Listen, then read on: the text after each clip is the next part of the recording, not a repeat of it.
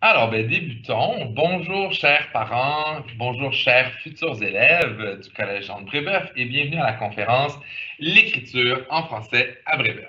D'abord, avant de commencer, quelques petits détails techniques. Madame McNamee nous a demandé de le faire. Je ne sais pas si quelqu'un a déjà répondu dans le fil de conversation de questions-réponses, mais peut-être juste nous confirmer que vous nous entendez bien pour qu'on puisse débuter. Ça fonctionne? Merci. Splendide. En tout temps, vous pouvez poser vos questions justement au même endroit dans le fil de la conversation de questions et réponses. Cependant, si les questions se rapportent davantage aux admissions, au calendrier scolaire, aux frais de scolarité, ainsi de suite, peut-être à ce moment-là, aller sur le site web du collège, le site des portes ouvertes, où vous pouvez appeler les services concernés. Et sinon, il y aura une session de clavardage en lien avec tout ceci. Donc voilà, aussi, petit détail, la conférence va être enregistrée et elle sera publiée sur le site web des portes ouvertes du collège. Donc si jamais vous avez envie de la visionner à nouveau avec vos enfants, par exemple, en regardant certaines sections spécifiquement, ça nous fera plaisir et elle sera à cet endroit-là. D'abord, je me présente, je m'appelle Jean-François Bouquet et j'enseigne au collège depuis 10 ans, c'est ma 11e année. J'enseigne cette année en 2e et en 4e secondaire. Et je suis Marie McNamee, j'enseigne aussi en 4e secondaire et Jean-François et moi sommes rentrés dans la même année il y a 11 ans. Exactement. Alors, parlant d'histoire, le collège, depuis toujours, comme vous le savez peut-être, forme des écrivains, des scripteurs, des orateurs, des gens qui, de par la qualité de leurs plumes, de leurs écrits, rayonnent à travers le monde. Que ce soit dans des milieux politiques, d'éducation ou quoi que ce soit. Et si vous regardez ici, je vais vous montrer ce document-là un peu d'anthologie. C'est un journal étudiant qui s'appelle Le Brébeuf. Et je ne sais pas si vous voyez, mais c'est marqué ici Montréal, Pâques, 1948. Alors, je voulais vous lire un bref extrait de ce que Claude Beauregard, président de la rhétorique en 1948, écrivait, puisque vous verrez, la qualité de sa plume est assez exceptionnelle et on tend vers quelque chose comme ça. Alors, le nom de leur slogan pour cette cohorte-là, c'était Vivre sa vie. Alors, vivre sa vie, c'est déjà renoncer aux vagues, à la facilité, au plaisir, à l'engourdissement, au sommeil. Vivre sa vie suppose d'abord un choix, puis une volonté engagée sans retour pour maintenir ce choix. Or, pour choisir, il faut être conscient. Et dans notre siècle bouleversé, haletant, affolé, il faut une dose de courage peu commune pour oser ouvrir les yeux et envisager la réalité bien sombre, faite de peur de l'effort et de manque de sincérité. Ces deux mots étant très naturellement surgis d'un égoïsme collectif inébranlable. À la jeunesse moderne, un dilemme se pose. Aller grossir la masse des désabusés et des endormis ou révolutionner le monde par un retour à la justice et à la charité. Nous, jeunes de la rhétorique, nous avons choisi de sauver le monde. Pas rien comme programme quand même. Bien entendu, comme M. Bouquet nous le disait, on vise ici à Brébeuf à former de très bons scripteurs qui pourront ensuite se démarquer en français dans la société, mais bien sûr, on est conscient que lorsqu'ils arrivent tout petits, à 11 ou 12 ans en secondaire 1, on les prend là où ils sont. Alors, il y a bien entendu en première secondaire une mise à niveau, d'autant plus cette année que les petites sixième années ont manqué presque la moitié de leur année l'an passé. Mais chaque année, il y a une mise à niveau, autant au niveau de la grammaire que des stratégies de lecture et que d'autres techniques de français pour nous assurer que tout le monde soit à même de vraiment commencer le parcours en français à Brébeuf et avec succès. Voilà. Pour un peu poursuivre dans la même voie de ce scripteur de Brébeuf de 1946, juste vous nommer quelques-uns de nos anciens qui sont passés par Brébeuf et qui ont fait carrière dans des domaines où le français, évidemment, leur était bien utile et nécessaire. Donc, peut-être le connaissez-vous. On a notre premier ministre, Justin Trudeau, qui, même si son français n'est pas 100% parfait, réussit quand même à s'exprimer en français pour toutes ses conférences. Cœur de pirate, alias, c'est-à-dire Béatrice Martin, alias Cœur de pirate. Fabrice Ville, pour ceux qui le connaissent, c'est un collaborateur régulier dans divers médias impliqués en entrepreneuriat social. André Pratt et Marie-Claude Lortie à la presse. Pénélope Lequaid, Grégory Charles, qui font partie évidemment de la scène culturelle québécoise depuis quand même longtemps déjà. Fanny Britt, une autrice. Alors, évidemment, on n'en a nommé que quelques-uns, mais des gens qui, après avoir fait leur parcours à Brébeuf en français et probablement aussi à cause de leurs aptitudes personnelles, ont quand même bien réussi.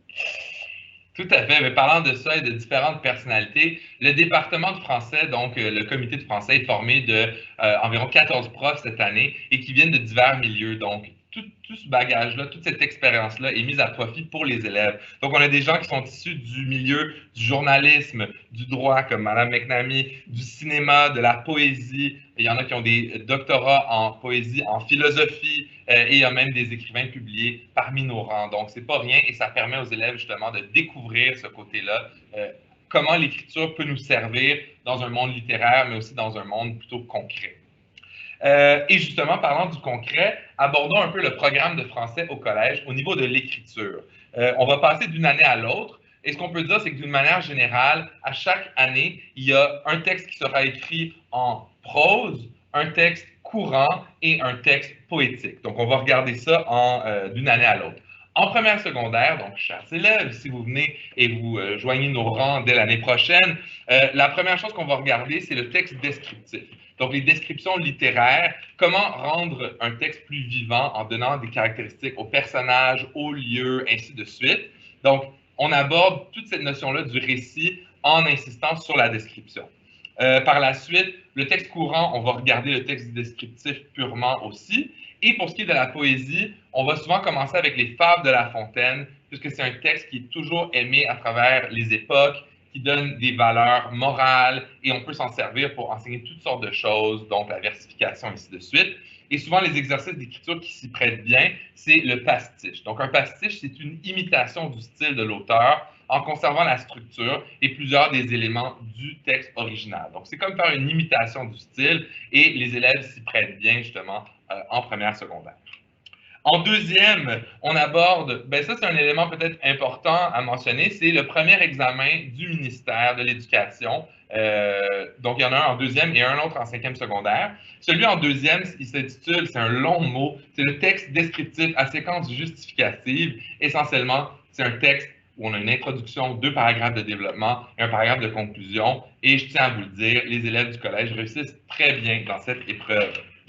Au niveau des éléments plutôt narratifs, on travaille souvent le roman policier avec les élèves. On approfondit la description littéraire, souvent en rajoutant des éléments en lien avec différents pays de la francophonie. Ça, c'est un projet que les élèves avaient beaucoup apprécié. Pour ce qui est de la poésie, ça se précise un peu plus. Donc, quand on demande aux élèves d'en écrire, au début, c'est en première secondaire, oui, les fables et les pastiches, mais c'est la poésie de manière générale, donc les vers libres, moins une structure fixe. Alors qu'en deuxième secondaire, on aborde le sonnet. Donc, ce type de texte qui a été vraiment populaire pendant longtemps. Et donc, ça nous permet de se coller à une structure un peu plus stricte et de forcer les élèves à travailler ainsi.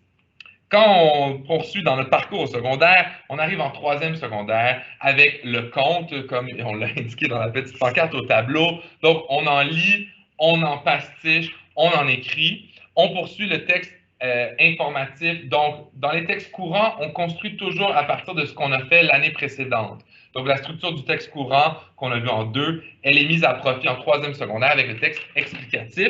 Et pour ce qui est de la poésie, on va aborder beaucoup la poésie du Moyen Âge. Donc, en travaillant diverses figures de style, divers thèmes, ainsi de suite, pour voir la poésie du Moyen Âge. Donc, ça s'inscrit aussi dans une lignée des différents courants littéraires, des différentes époques qui sont abordées au collège. En quatrième secondaire, Mme McNamee et moi enseignons à ce niveau-là, que nous affectionnons particulièrement. On aborde dans les textes courants le texte argumentatif.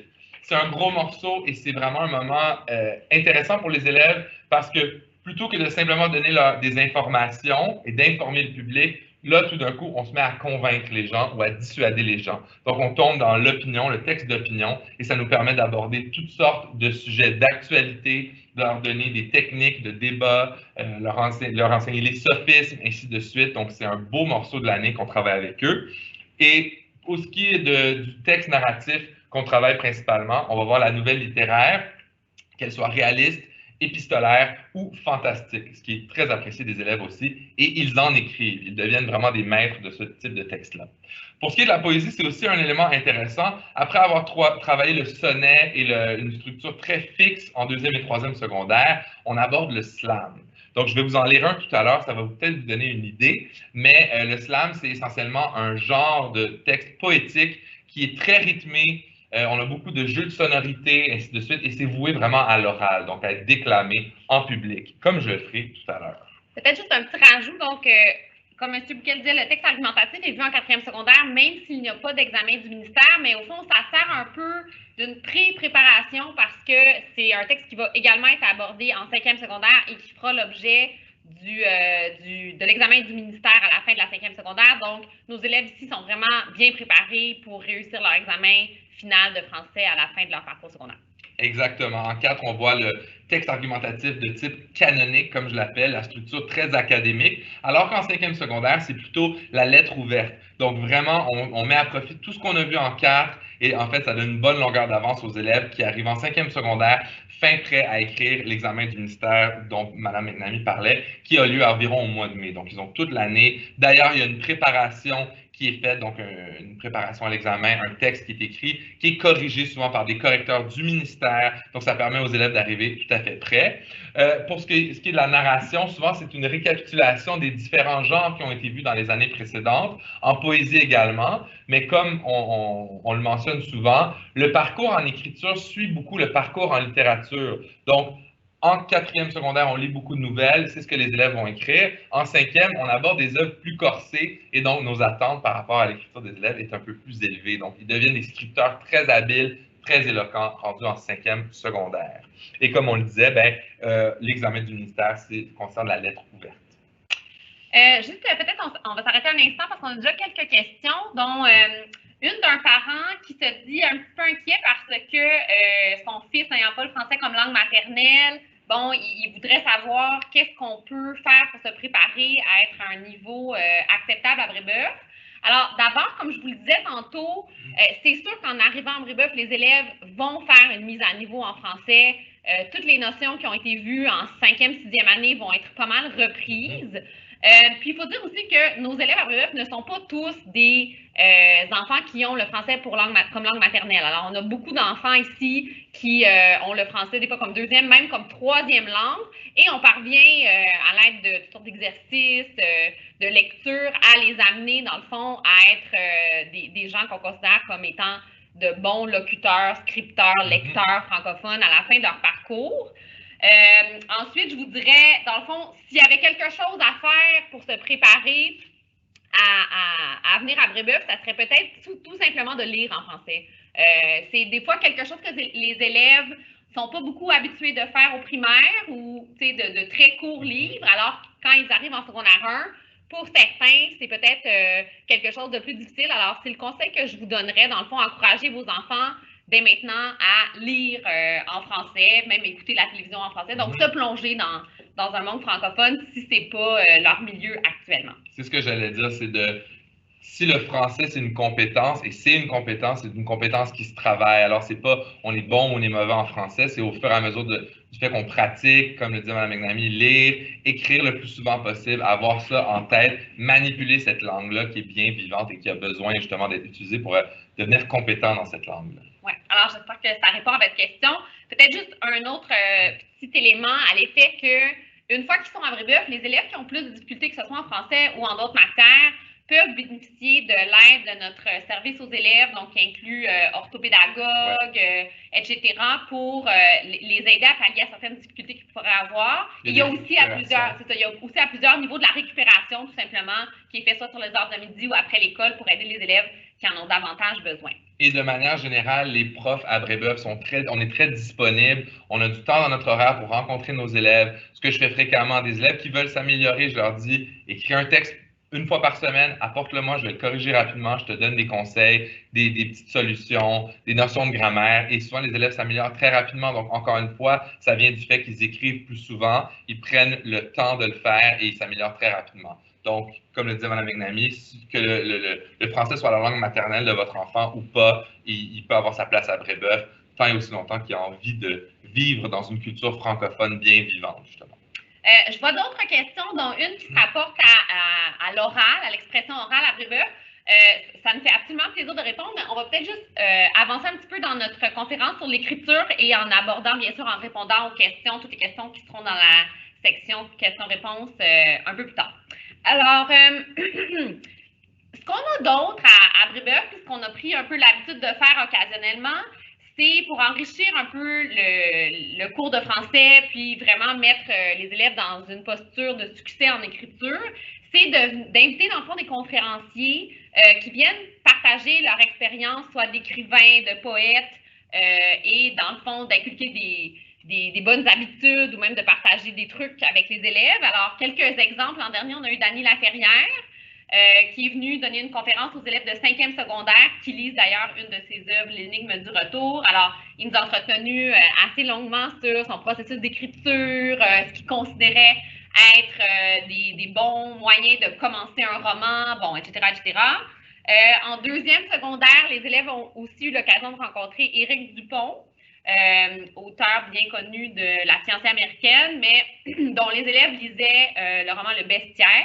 Donc, il est venu dans les classes de 2e secondaire, encore une fois, pour partager son expérience et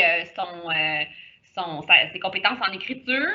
Et en 4e secondaire, ça fait aussi plusieurs années qu'on reçoit un slameur, poète slameur, qui vient à la fois donner des trucs pour l'oral et vraiment partager son expérience en tant que poète. Donc, plusieurs années, on a eu Fabrice Coffy qui vient slammer avec nous en classe, faire des exercices d'écriture avec les élèves. Plusieurs exercices d'écriture avec les élèves. Ils adorent cette présence-là parce qu'ils voient la poésie à la place d'avoir seulement leur enseignant qui leur en parle, quelqu'un qui vit de sa plume. C'est un poète qui a fait des spectacles au festival de jazz, c'est un artiste publié, il y a des disques qui ont été publiés, et ainsi de suite. Donc, c'est une expérience dont les élèves vont vraiment bénéficier là, dans leur pratique. Oui, donc dans la mesure du possible, c'est ça, on ne sait pas trop où on va en être cette année avec la COVID, mais c'est toujours quelque chose qu'on aime faire que d'inviter, dans le fond, des écrivains, poètes, etc., à venir avec nous dans les cours. Je pense qu'il y en a plusieurs qui se prêtent au jeu via des plateformes comme Zoom et Teams, par exemple. M. Coffy nous a dit qu'il était disponible. Mais parlant des productions des élèves, quelque chose dont on aimerait vous parler, c'est une grande fierté, c'est un beau moment, c'est une fête du français à Brébeuf, c'est le concours littéraire. Donc, à chaque année, comme on vous en a parlé, les élèves écrivent un texte en prose et un texte en poésie. Donc, à un moment donné dans l'année, tous les élèves de la classe vont écrire ce texte-là. Quand les enseignants vont le corriger, ils vont en choisir 3 par classe qui vont soumettre ensuite à un jury. Et les membres de ce jury-là vont choisir 3 textes en prose et en poésie par niveau qui seront ensuite primés au gala du concours littéraire qui a lieu généralement au mois de mai et dont les textes seront publiés justement dans ce recueil-là de textes du concours littéraire qui a commencé, comme vous le voyez peut-être, en 1985. Donc, j'avais envie de vous lire, parce qu'on a parlé du slam tout à l'heure, on en a fait l'éloge, le texte qui a gagné le premier prix en poésie en 4e secondaire, donc de Marthe-Sarah Nkambo, et c'est le texte « L'étang ».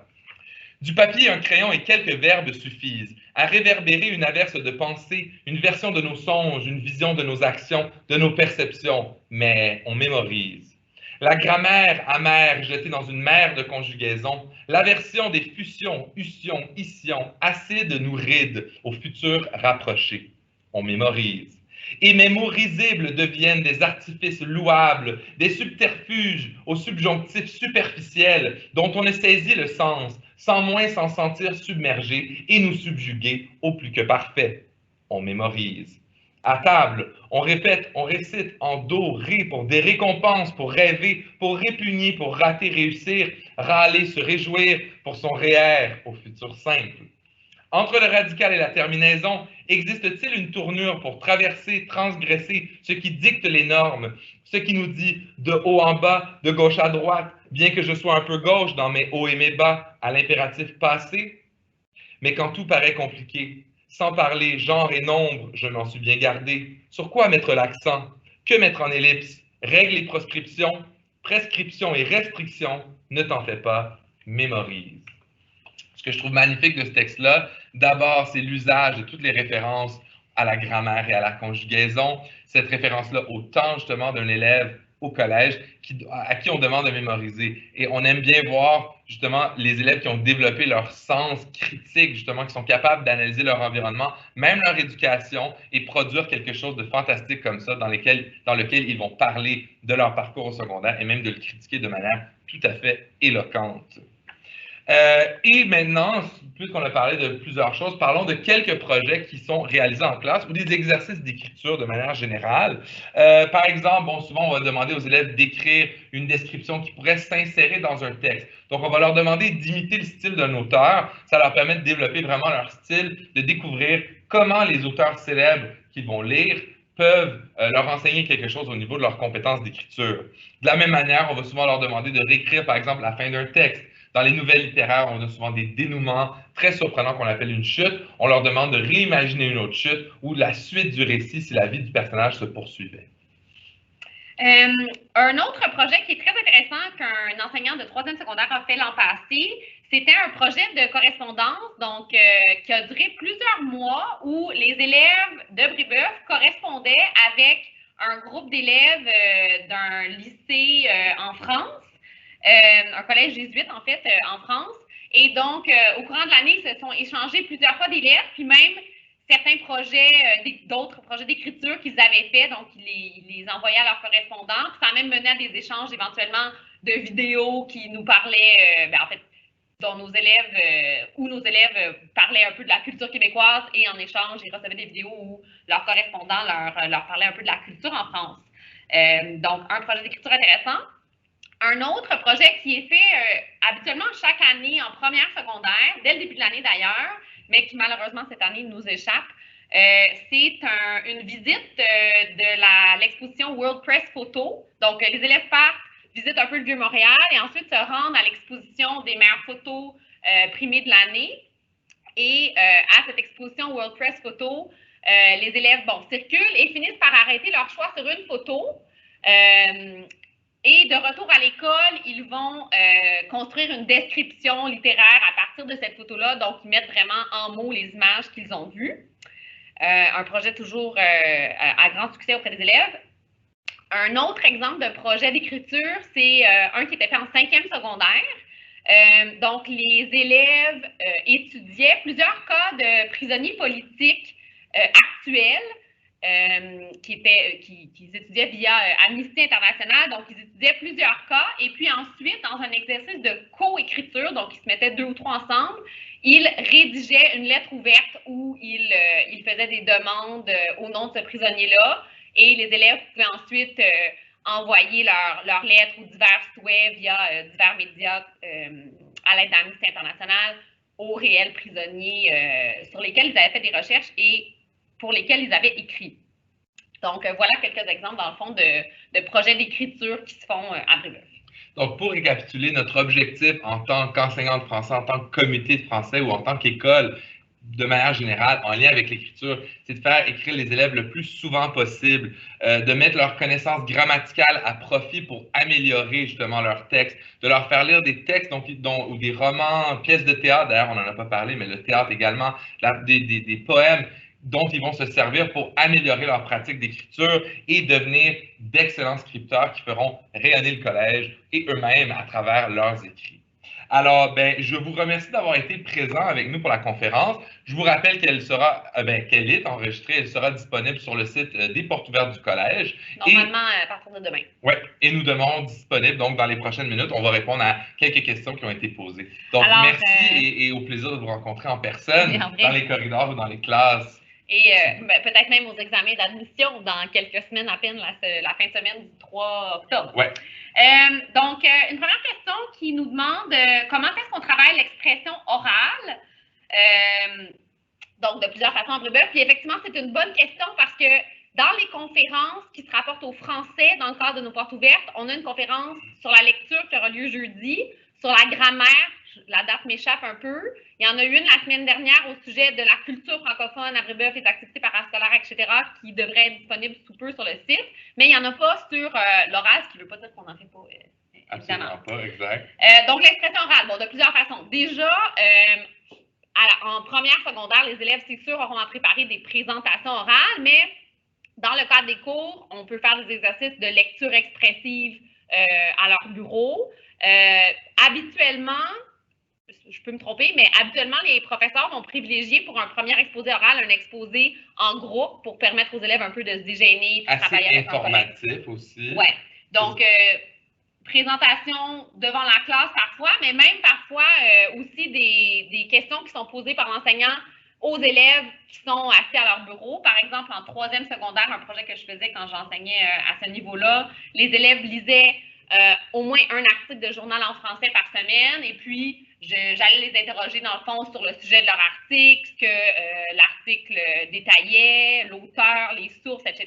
Donc, type d'oral plutôt informel. Pour privilégier justement la communication informelle, parce qu'on fait un peu les deux. On veut vraiment s'assurer que les élèves soient capables de préparer un discours qu'ils vont livrer, peu importe le type de discours à la classe, que ce soit un exposé informatif, présenter un texte qu'ils ont écrit, peu importe, mais on trouve ça important aussi qu'ils s'habituent à parler de manière informelle, mais de manière correcte également. Donc, comme le disait Mme McNamee, ce genre de questions-là, lors de la correction des devoirs, c'est un moment privilégié pour encourager les élèves à bien s'exprimer, à justement utiliser tous les outils à leur disposition pour projeter leur voix, travailler la prononciation, ainsi de suite. On va souvent travailler des discussions évaluées. Donc, justement, on va poser quelques questions en lien avec les lectures qu'on a faites récemment, en lien avec un roman, quoi que ce soit, et on va préparer une liste de questions. Et chaque élève dans la classe va être tenu de répondre à un moment de son choix. Donc, on ne va pas nécessairement nommer un élève, mais quand il va être prêt à répondre, il va lever la main et il va pouvoir s'exprimer. On va évaluer son expression, donc dans un contexte plus informel. On fait parfois des cercles de lecture, donc un peu un lien entre deux des compétences importantes, donc la lecture et la communication orale, où les élèves travaillent en petits groupes, donc en groupe de 4, où ils vont discuter de différents thèmes en lien avec une œuvre, et souvent, ils vont être appelés à présenter le résultat de leur discussion et de leur analyse à la classe, par exemple. Puis même dans ces cas-là, l'enseignant souvent peut circuler entre les bureaux, un peu écouter la façon dont les élèves s'expriment, faire des corrections si nécessaire, etc., etc. Au niveau des projets d'oral un peu plus formels, si on veut, en fait, il y a souvent un oral lié un peu à la poésie où les élèves soit présentent un poème qu'ils ont rédigé. C'est le cas du slam en 4e secondaire. Les élèves qui écrivent un slam vont ensuite le déclamer devant la classe. En 2e secondaire, c'est ce qu'on fait également. Un des éléments que j'ai rajouté l'année passée, je trouvais que c'était bien, c'est de présenter une chanson québécoise ou française. Donc, justement, des élèves qui ne connaissent pas aussi bien peut-être la culture québécoise ou francophone à travers le monde, les forcer à aller chercher quelque chose pour voir que le français rayonne, dans le fond, un peu partout dans le monde et leur demander d'expliquer pourquoi ils l'ont choisi, faire une petite analyse littéraire des paroles de la chanson, puis ensuite en parler comme ça à la classe. Quelques autres projets, on a par exemple aussi des fois, dans le cadre des lectures qu'on fait, on amène les élèves, c'est-à-dire à réaliser des courts-métrages ou des publicités par rapport aux romans qu'ils lisent. Donc, des fois, on adapte, par exemple, à la 4e secondaire, on adapte une nouvelle fantastique en court-métrage. Donc, en équipe, ils prennent la nouvelle, la transforment et réalisent un court-métrage avec prise de vue, son, musique, etc., ce qui les intéresse toujours. Puis à certains niveaux aussi, à partir des œuvres qu'on lit, je sais que c'était fait à partir du Comte de Monte Cristo en 2e secondaire, on amène les élèves à rédiger de petites scénettes, puis à les jouer devant la classe. Il y a des liens aussi qui peuvent être faits parce que certains élèves en 2e, 3e secondaire suivent un cours d'art dramatique, alors des fois des liens français-art dramatique peuvent être faciles à faire. Puis justement, le théâtre, comme on ne l'a pas mentionné longuement précédemment, mais le théâtre, c'est un moment privilégié pour ça parce qu'on lit du théâtre avec les élèves. Moi, souvent, je vais leur demander d'écrire une portion d'une scène, par exemple, puis ensuite de leur rappeler qu'ils auront à la présenter à la classe. Donc ça, c'est vraiment un moment privilégié où on travaille les 3 compétences de manière vraiment liée et ils voient justement que leur écriture est même mise à profit à l'oral.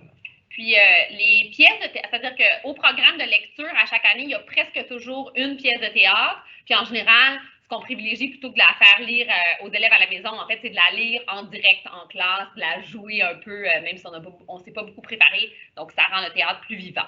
Comme la cantatrice chauve en 4e secondaire ou le malade imaginaire en 2e secondaire, ce qui fait toujours rire les élèves, ils découvrent tout un univers. Oui, juste peut-être parce qu'on n'en parle pas aussi autrement, les élèves à Brébeuf sont normalement amenés à sortir au théâtre 1 ou 2 fois par année, en plus d'une pièce qui est toujours 1 ou 2 pièces qui sont présentées au collège, soit par des troupes qui viennent nous présenter des pièces ici dans notre grande salle, ou alors chaque année, les élèves de 4e et 5e secondaire peuvent faire partie d'une activité parascolaire de théâtre et au mois de mai, présentent le fruit de leur travail de toute l'année devant les élèves d'école, donc toujours des grands succès. Et je pense aux parents la veille, ou Ouais. il y a quelques représentations, donc Ouais. une belle opportunité. Alors, j'espère que ça vous répond pour l'oral. Ensuite, on nous demande combien de livres sont au programme en première secondaire et quels sont les auteurs étudiés en plus de La Fontaine.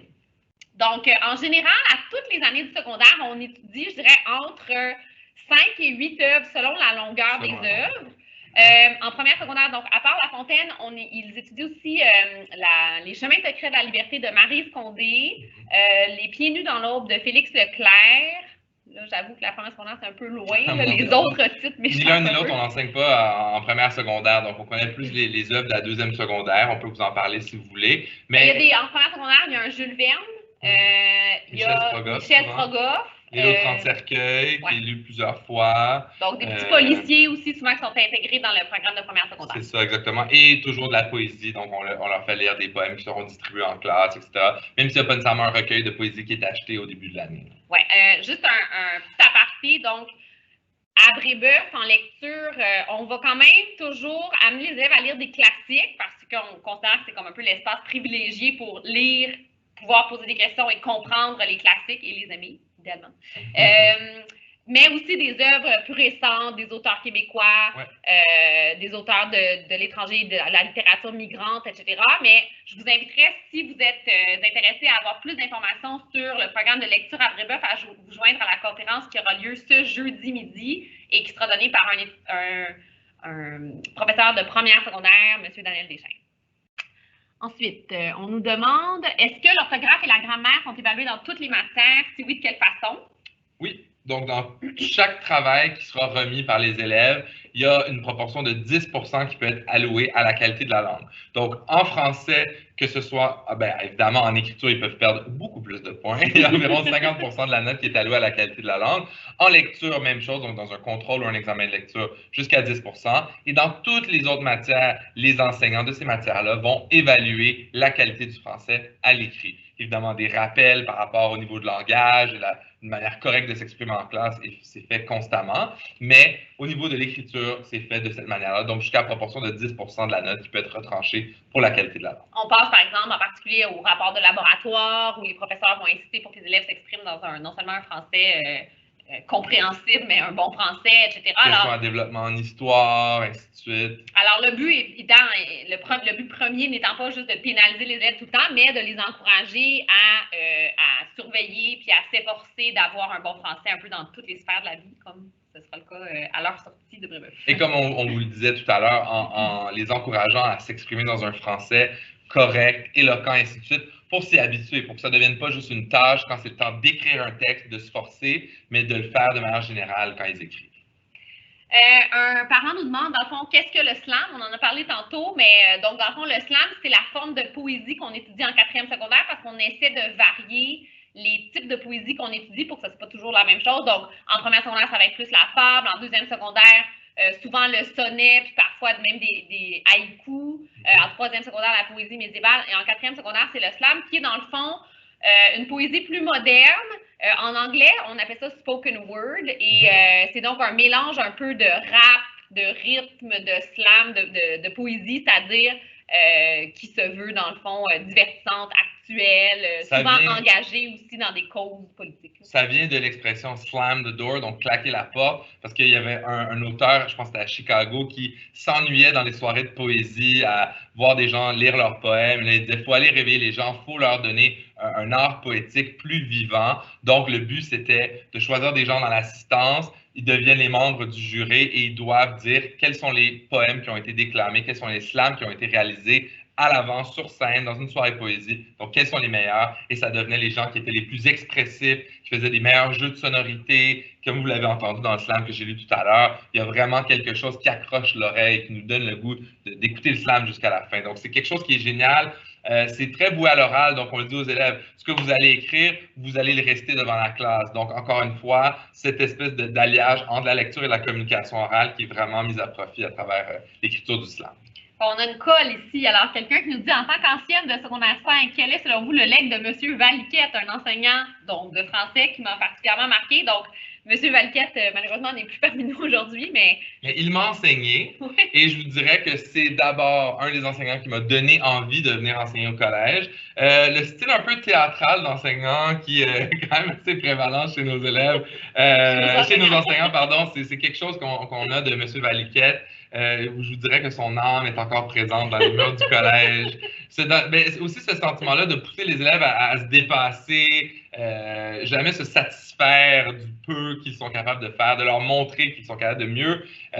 Donc, je vous dirais un peu de cette manière-là. Moi, il m'a profondément marqué, évidemment, et c'est un parmi les 3 enseignants là, que j'ai eu au collège qui m'ont donné envie de venir enseigner au collège. Je voudrais de façon plus générale, donc le collège n'était pas ouvert aux filles à mon époque, donc j'ai pas connu M. Valquette personnellement, mais on a effectivement quelques enseignants de français qui ont eu M. Valquette comme M. Bouquet en tant qu'étudiant, une enseignante de secondaire 5 qui l'a eu comme mentor lorsqu'elle a commencé à enseigner ici à Brébeuf.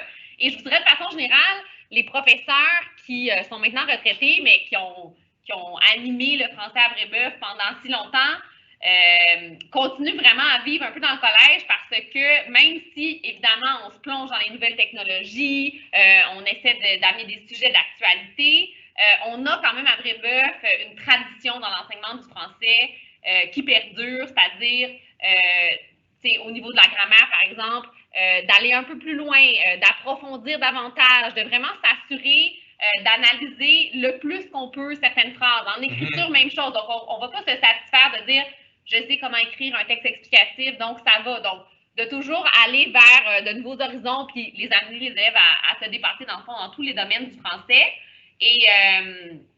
Et donc, autant M. Valquette, mais que d'autres enseignants récemment retraités qui sont partis, laissent à Brébeuf ce côté un peu traditionnel, puis axé un peu sur le dépassement. La tradition, le dépassement, l'enrichissement, justement, qui est une des couleurs, évidemment, du collège. Je rajouterais, parce que je l'ai entre les mains, certains des juges dans le concours littéraire sont des anciens enseignants, donc qui reviennent pour mettre à profit leur connaissance de la littérature à ce sujet-là. Puis la dernière chose que je rajouterais, c'est que je m'amuse souvent avec les élèves à employer des expressions éloquentes, un peu colorées, comme je vais souvent m'exprimer en disant « ma foi », chers élèves, et ça les fait toujours rire. Et après, ça m'amuse de les voir dans le corridor et se parler comme ça, un peu en utilisant des expressions très littéraires qu'on n'emploierait pas nécessairement à l'oral. Et ça, c'est certainement un legs de M. Valquette. Une autre question, un parent nous demande, en addition, en plus de pouvoir demander de l'aide aux professeurs ou on le disait par ailleurs aux orthopédagogues ou à d'autres services offerts au collège, est-ce que le collège maintient un réseau de tuteurs que les étudiants auxquels ils peuvent avoir accès pour explorer le français ou d'autres matières? Alors, je vous dirais oui. En fait, à Brébeuf, ici, un des avantages, c'est que les élèves font leur parcours secondaire ici, mais peuvent aussi continuer au cégep à Brébeuf, et la majorité le font. Donc, on a un réseau justement de tuteurs, soit de secondaire 5 ou de cégep 1 ou 2, qui peuvent être jumelés avec les élèves pour les aider autant en français que dans toutes leurs matières, dans le fond, où ils ont des difficultés. C'est généralement le service d'orthopédagogie qui va se servir, dont le service aux élèves, qui va justement créer ce pairage-là. Donc, au début de l'année, dès qu'on voit qu'il y a des difficultés ou quoi que ce soit, ou un élève a envie d'en savoir un peu plus, on s'adresse au service d'orthopédagogie et ils vont aller faire ce pairage-là entre des élèves un peu plus vieux qui sont passés par Brébeuf, donc qui connaissent les méthodes d'enseignement, la rigueur qui est demandée des élèves pour les aider, que ce soit au niveau de l'organisation, l'aide aux devoirs, comprendre des notions, ainsi de suite. Et puis ça, ce sont des élèves bénévoles, évidemment, qui font ça, donc il n'y a pas de frais particuliers aux parents. Si jamais des élèves ont vraiment de très grandes difficultés ou si des parents désirent que leurs élèves aient accès à un tuteur plus professionnel, on a accès effectivement à plusieurs tuteurs à l'externe auxquels on peut référer, dont plusieurs sont des anciens professeurs de Brébeuf d'ailleurs, donc ils savent comment ça marche. On nous demande, est-ce qu'il y a des frais en extra pour les sorties au théâtre ou spectacles? Ça dépend, donc je vous dirais, on dit spectacle au collège. Quand il y a des troupes qui viennent au collège ou pour le théâtre de secondaire 5 ou les invités, souvent les frais sont inclus. C'est assez petit là, comme frais. La troupe du collège, évidemment, ce sont les élèves du collège, donc il n'y a pas de frais. Quand justement il y a des conférenciers comme ça, généralement on essaie de ne pas choisir des conférenciers qui chargent trop cher, justement, donc ça peut varier, mais généralement ce n'est pas un supplément très grand là, au niveau. Pour les sorties au théâtre, ça oui, à l'occasion, ils peuvent. En fait, quand il y a des sorties au théâtre, il faut compter des frais de plus, mais comme je vous disais, les sorties au théâtre, c'est absolument une fois par année. Et ce qui se fait à l'interne, c'est 2 ou 3 fois. En fait, on nous demande ici, les élèves ont-ils par moment la possibilité de choisir eux-mêmes les livres qu'ils souhaitent lire, parmi une liste ou non? Question qu'ils maintiennent le plaisir de la lecture. Alors, moi, ce que je fais souvent, c'est, bon, il y a des années où il y a eu des projets de lecture d'un roman au choix. Cependant, de manière générale, le programme est fixe en classe. C'est l'enseignant qui va déterminer à la fin de l'année qu'est-ce que les élèves de l'année suivante vont lire. Ceci étant dit, ce que je fais dans mes classes de 2e et 4e secondaire, ce que plusieurs enseignants font, c'est afficher une liste de suggestions de lecture. Donc, on discute des œuvres qui sont vues en classe, mais évidemment, on aborde toutes sortes de sujets en lien avec la littérature. Et ceux qui ont envie de lire davantage, un, on a une bibliothèque et une bibliothécaire extraordinaire. Et deux, on a ces suggestions de lecture-là. Donc, on les encourage à lire davantage. Et souvent, ceux qui sont des lecteurs voraces vont justement dévorer le roman au programme et s'attaquer à cette liste-là de suggestions. Puis aussi, je vous dirais, ce qu'on fait aussi, puis les professeurs ici, je pense, ont vraiment à cœur d'avoir des romans au programme qui sont vraiment au goût des élèves, qui vont susciter leur intérêt en plus de les faire travailler et progresser. Alors souvent, à la fin de l'année scolaire, on va sonder les élèves à savoir quels sont les romans ou les œuvres que vous avez le plus appréciés cette année. Et puis, à ce moment-là, on se sert un peu de ce feedback-là pour faire des changements l'année suivante, garder évidemment les coups de cœur et les classiques, puis parfois faire des changements avec des livres qui ont eu un peu moins de succès. Mais je dois dire que c'était une excellente question, puis c'est pas exclu non plus qu'on fasse effectivement parfois des livres au choix là, dans le futur. C'est ça. Voilà, alors je pense qu'on a passé à travers la majorité des questions, toutes, je crois. Alors, si jamais il y en a qui veulent ajouter quelque chose, on est encore ici quelques minutes, bien sûr, pour y répondre. Merci de votre présence, de votre participation, et on espère vous voir parmi nous dans quelques mois ou quelques semaines, comme le disait Mme McNamee, pour vos examens d'admission de début octobre.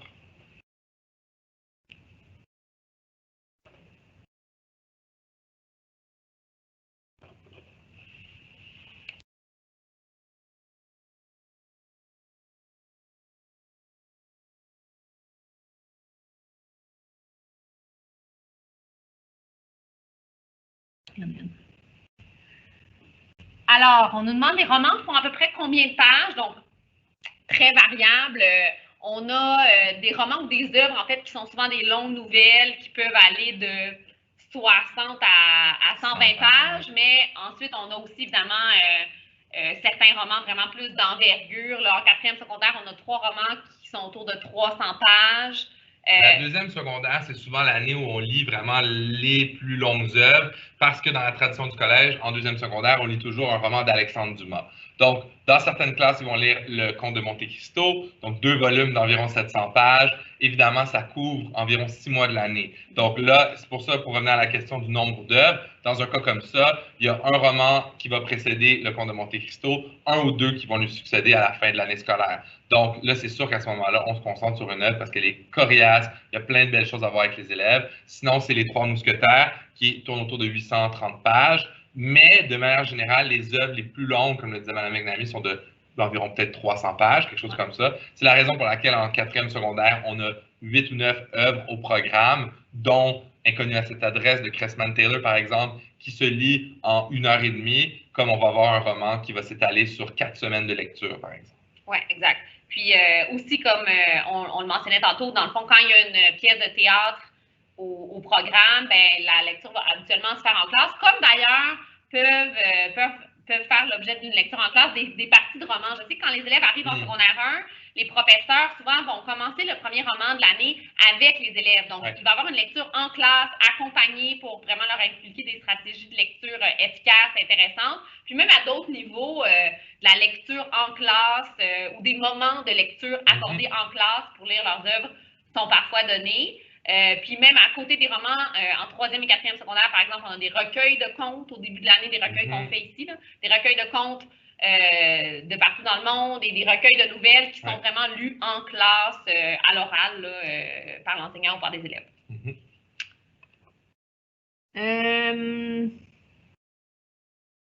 Alors, merci à cette participante qui nous dit « Le français était mon cours préféré en secondaire 5 et j'espère que mon fils aimera autant s'il est admis au collège. » Alors, on l'espère aussi. On va tout faire en notre pouvoir pour lui inculquer cet amour de la langue française. Ouais. OK, alors beaucoup de parents qui nous remercient. Alors, ben, merci à vous toujours d'être présents aujourd'hui. Et puis, si jamais vous avez d'autres questions, là, ça peut également être soumis via le clavardage. Et on vous encourage évidemment à peut-être écouter certaines portions avec vos enfants s'ils ne sont pas ici ce soir ou à diffuser l'information à l'effet que les conférences sont enregistrées et disponibles sur le site. Alors, merci beaucoup à tous. Merci, à la prochaine.